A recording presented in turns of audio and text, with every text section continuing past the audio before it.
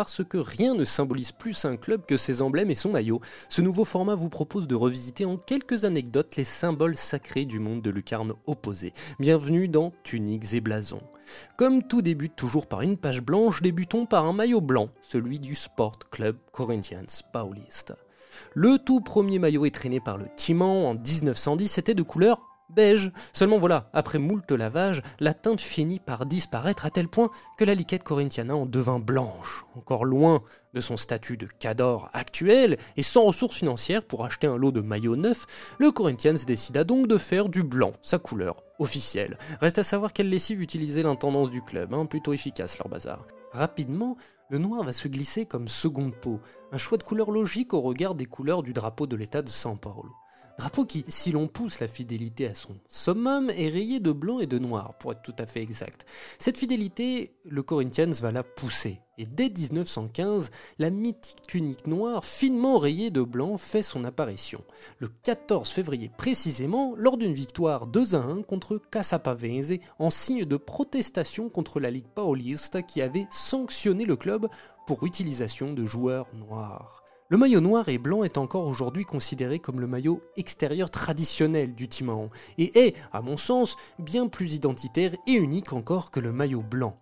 Si ce motif deviendra l'une des marques historiques de l'identité visuelle du club, difficile d'en dire autant de son négatif blanc rayé de noir donc, apparu pour la première fois en 1929. Celui-ci reviendra épisodiquement tout au long de l'histoire du club, sans toutefois jamais contester le statut historique et identitaire du sacro-saint maillot immaculé et de son pendant liseré.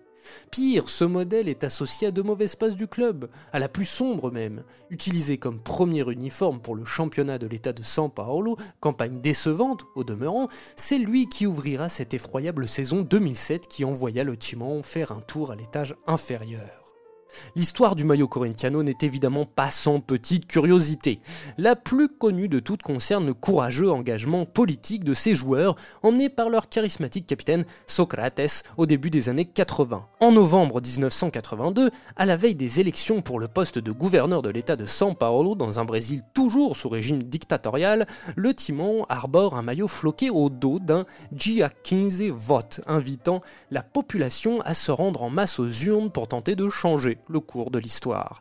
La bande du docteur Socrates ira bien plus loin lors de la même saison, portant au dos de leur maillot l'inscription Democracia Corinthiana, référence bien entendu au mouvement de gestion interne du club lancé par les joueurs eux-mêmes, balayant par là même le tabou imposé par les gouvernants autour de ce si magnifique mot démocratie. Quittons-nous sur une belle preuve de l'union sacrée qui règne en principe historiquement entre le club et ses supporters, alors relégué en seconde division à l'issue de l'exercice 2007, comme on l'a vu un peu plus tôt, le Corinthians casse ses codes pour une troisième peau toute mauve, hommage à l'expression Corintiano Roxo désignant les fanatiques les plus ardents et passionnés du Timão. Si cette excentricité fut peu portée sur le terrain, elle fut un véritable succès auprès des supporters, au point que le mauve revienne encore régulièrement se glisser sur les équipements du Corinthians. Esthétique, populaire et provocatrice, l'histoire des maillots du Corinthians est à l'image de l'ADN du club unique. A très vite pour un nouvel épisode de Tuniques et Blasons.